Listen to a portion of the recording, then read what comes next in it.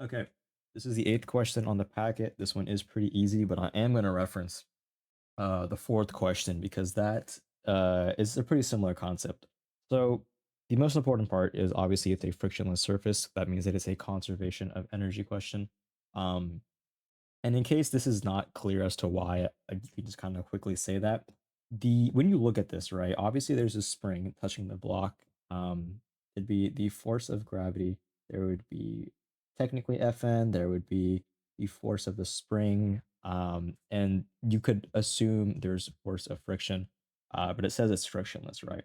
So if you cut out force of friction, right, and you actually make your system for your given scenario, you do system is equal to block, earth, and I'm going to say spring as well. So if these are all of the things that are in our system, that means they are all internal forces. When we're solving for work and we're doing work is equal to energy final minus energy initial, work only refers to external forces.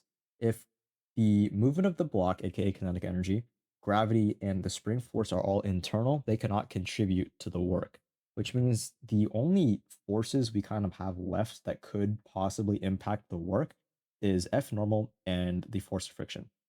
F normal won't work because, like I mentioned before, any perpendicular force, in this case Fn, is perpendicular to both the spring and FF. See, if the block is moving, it'd be going side to side, right? Fn is perpendicular to both of these movements, right? Even if it goes to the left, even if it goes to the right, it's still perpendicular. Perpendicular forces have no bearing on the displacement and therefore cannot contribute to work, which means Fn would not provide any work. Similarly, because it's frictionless, obviously friction can't provide any work because there's just no friction. If it were not frictionless, then yes, friction would be providing work, and the amount of friction experienced would actually be what goes here.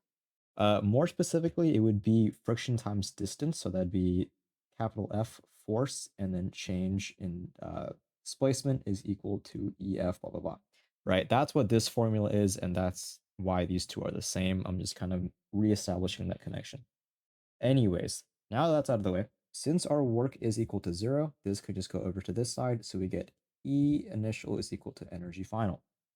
That is all we're basically doing here. The question is asking what the spring constant is, so we're just going to set these two equal to each other and use that to solve for K.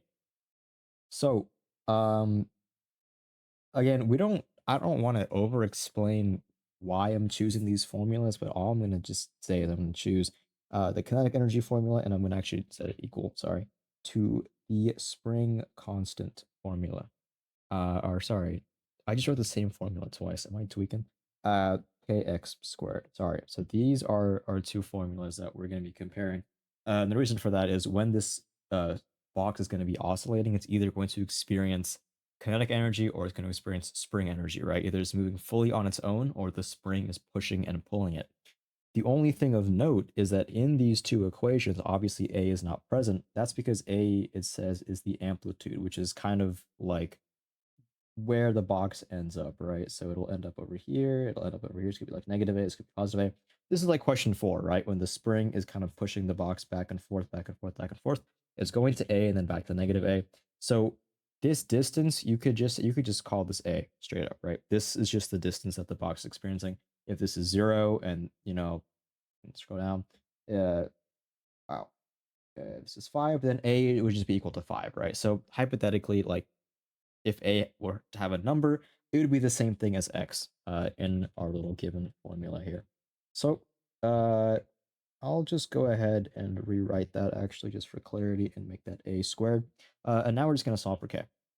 So we cut out both halves and then we divide by divide by A squared on both sides, and we're left with mv squared over A squared, which leaves our answer as D. Um, trying to see if this even like is worth it. Like I don't even know if that matters.